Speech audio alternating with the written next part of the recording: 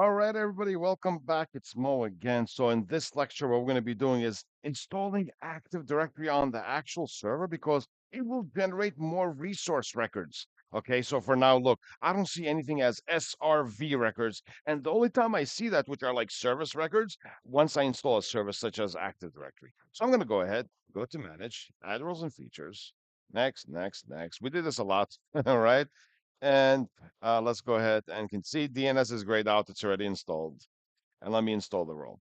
After I do so, I'm going to promote the server to a domain controller. All right. And then after that, after the restart, I want to take a look at and see what resource records we actually have under the zone. That's what I want to see. What resource records we have under the zone. Let's give it a moment until this finishes out. Until now, we never touched the second server, but we're going to bring that up. And since we're going to be storing the zones in Active Directory and all that, so we're going to be seeing that in details. Things that we covered also prior. But you see, like this section is talking about DNS. There's more details. You get to know more about resource records. What's the purpose of them? How to troubleshoot, right? So, and we're going to be using the NS lookup, which is the name server lookup utility. It's going to help us a lot to troubleshoot. I was just waiting. I want to see the population of these records over. Let me refresh. And still it's not there. So I may have to create it manually. So I do see it for the 10. I should see them for the rest. I may have to restart the service, but we'll see. Remember, I was waiting also for the rest of the pointer records, which means it's resolving numbers to actual what? Names. So we'll see that. We're going to come back to that.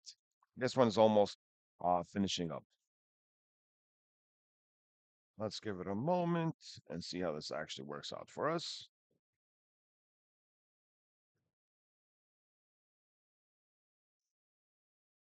Almost there. Let me know if you guys have any questions. All right. All right. Let's see. Almost there. So we could actually promote. So we're going to be setting up our new FARS, which is the actual what? Parent domain, right? The parent domain itself. And see how that works out for us. And then from there, it will populate, the rest of the resource records. So let's go ahead. Look, I just want to show you. Look at the serial number 7. Let me just refresh. It's 7, okay? The reason why I'm actually doing this because I want to show you it's going to be changing. So I'm going to put, of course, Udemy.local. It's going to find it immediately because I do have a zone for it, right? So this is normal. And let me actually put the password and put the password here, right? And continue. We don't need DNS delegation. The DNS zone is there. Then next, next, and finish. Let's give it a moment. Next. It wants to verify that it's unique, like nobody else actually has it, right? And let's see how this works out for us. Almost there. And install. Okay. What I'm going to do is I'm going to pause the video for now. It may take 5 minutes so we don't waste time. All right. We'll see you folks in a moment. All right, folks, it's back. So let me go ahead and log on and show you the DNS server right now. I want to show you the new actual records, which are the SRV records, which are service records. Since this server is hosting Active Directory, it's going to generate new records. Remember the serial number? It was like the number 7.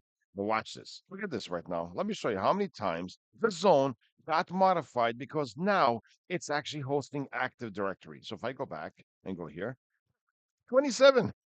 Look, all these folders here are because of Active Directory. For example, when I open sites, I'm going to see default first site name records about this. You see that it's a GC, it's a global catalog. That's the port number, Kerberos, LDAP. That's a protocol that Active Directory depends on.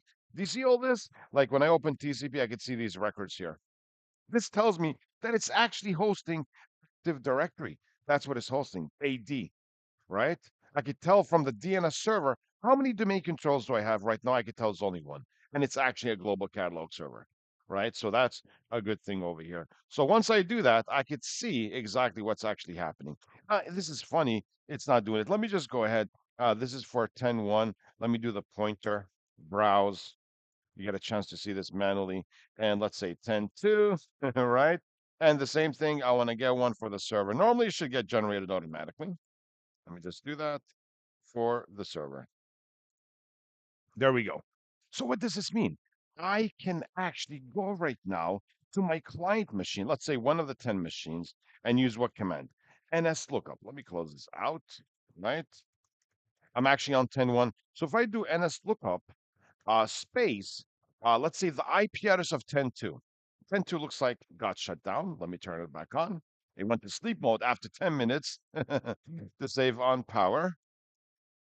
So if I want to see 10.2, I could see that 10.2 IP address is 160, right? Is actually 160. So if I do 192.168.223.160, it tells me this belongs to 10.2. So I resolve from number to name.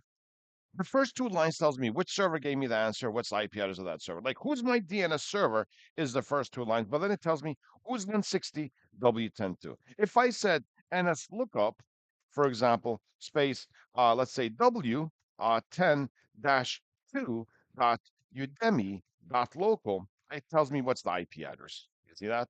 If I say NS lookup space www dot google.com, it's going to give me the IP address. It tells me which server resolved it. See, non-authoritative, which means it's coming from an external DNS server. The first four are actually IP version 6. This one does not say non-authoritative, which means it is authoritative, which means it's coming from a trusted DNS that is hosting on server 1. See, that's how I could test name resolution using NSLookup, right? If I do, for example, NS lookup and I just do www, it tells me, oh, that belongs to server 1. You see that?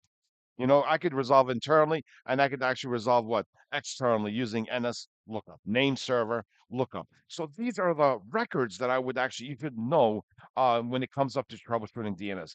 The problem that I'm actually facing right now is I only have one server for DNS, and that's why when I go to my zone, there's only one name server. Well, before I even think about anything, on my next lecture, what we're going to be looking at is hosting Active Directory on the second server. So we're going to be setting up a replica. So we'll see you folks soon in another lecture.